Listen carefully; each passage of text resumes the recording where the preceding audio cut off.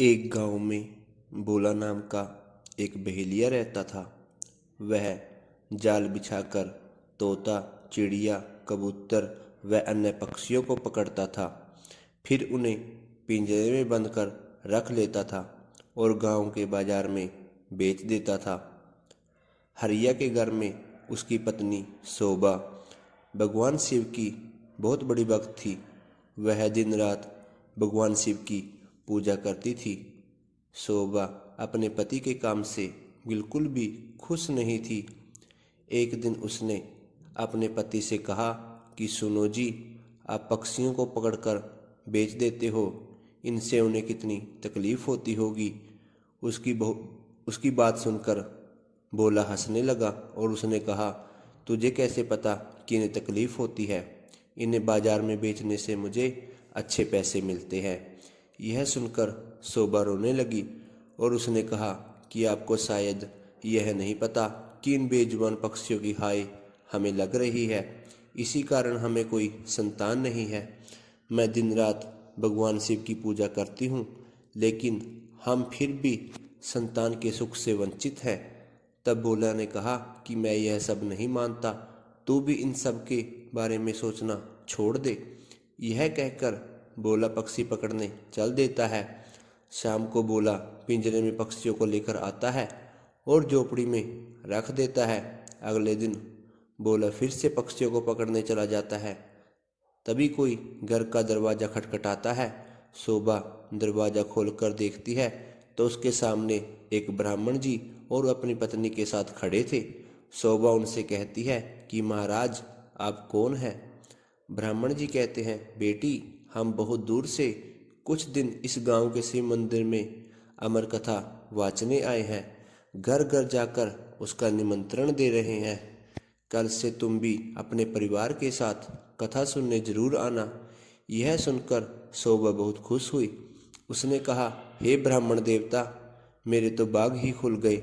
ऐसा अवसर तो किस्मत वालों को मिलता है, परंतु आप दोनों को आप दोनों की रहने की व्यवस्था कहाँ पर है?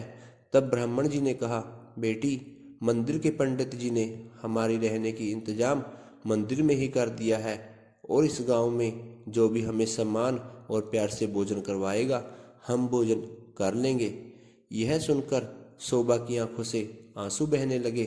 उसने रोते हुए कहा, महाराज, मैं बहुत गरीब हूँ, लेकिन मेरी इच्छा है कि जब तक आप इस गांव में रहें, आप मेरे घर पर भोजन करें।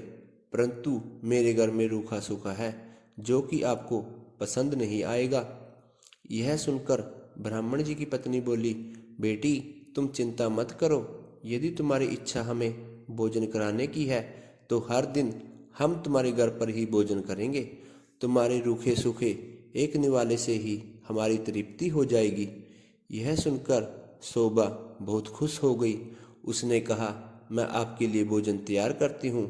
तब ब्राह्मण जी बोले कि माई, आप भोजन तैयार करो, हम पूरे गांव में निमंत्रण देकर तुम्हारे घर आएंगे। यह कहकर दोनों चले जाते हैं। शोभा भोजन तैयार करती है। कुछ समय बीत जाने के बाद दोनों पति पत्नी शोभा के घर भोजन करने आ जाते हैं। जब वह भोजन करने बैठते हैं, तभी ब्राह्मण की नज़र घर में पड़े पिंजरे पर पड़ती है। वह उठकर खड़े हो जाते हैं। शोभा उनसे पूछती है कि महाराज, क्या मुझसे कोई भूल हो गई? ब्राह्मण जी ने क्रोधित होते हुए कहा कि तुमने इन बेजुबान पक्षियों को पिंजरे में बंद कर रखा है, हम तुम्हारे घर पर भोजन नहीं कर सकते।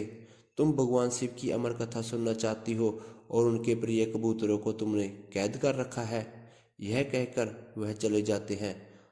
शोभा उनके पैर पकड़ लेती है और कहती है कि हे ब्राह्मण देवता, मेरे घर से रुष्ट होकर ना जाइए। मैं तो वैसे भी संतान सुख से वंचित हूँ, और अगर आप भी बिना भोजन खाए यहाँ से चले गए तो हमारा तो सर्वनाश निश्चित है। यह पक्षी मेरे पति ने पकड़े हैं, मैं अभी इन्हें आज़ाद कर देती हूँ। यह कहकर शोभा बाहर जाकर सारे पक्षियों को आज़ाद कर देती है। यह देखकर ब्राह्मण पत्नी सहित भोजन करते हैं और शोभा को सौभाग्यवती होने का आशीर्वाद और पुत्रवती का आशीर्वाद देकर चले जाते हैं। शाम को जब भोला घर पर आता है तो वह पिंजरा खाली देखकर शोभा से पूछता है। तब शोभा उसे सारी घटना बता देती है। भोला बड़े गुस्से से बोलता है कि मैं इतनी मेहनत से पक्षी पकड़ कर लाया था और तुमने सारे पक्षी उड़ा दिए। आज के बाद किसी को भी भोजन पर मत बुलाना। तब शोभा कहती है कि मैंने तो उन दोनों को 7 दिनों का न्योता दे दिया है, अब मैं पीछे नहीं हट सकती। उन्होंने मुझे सौभाग्यवती और पुत्रवती का आशीर्वाद भी दिया है। अमर कथा वाचने वाले सच्चे ब्राह्मण का आशीर्वाद कभी बेकार नहीं जाता। अगर हमने उन्हें भोजन नहीं करवाया और उन्हें गुस्से में आकर हमें श्राप दे दिया तो हमारा सर्वनाश हो जाएगा। आप केवल 7 दिनों तक पक्षियों को मत पकड़ना, बाद में जो चाहे कर लेना। भोला को हार कर उसकी बात माननी पड़ी। वह बेमन से 7 दिन घर पर ही रहने लगा। हर दिन ब्राह्मण और उनकी पत्नी भोजन करने आते, उनसे पहले ही भोला घर से बाहर चला जाता। उसे यह सब पसंद नहीं था। शाम के समय शोभा कथा सुनने जाती। वह भोला को भी चलने के लिए कहती, लेकिन भोला उसे मना कर देता।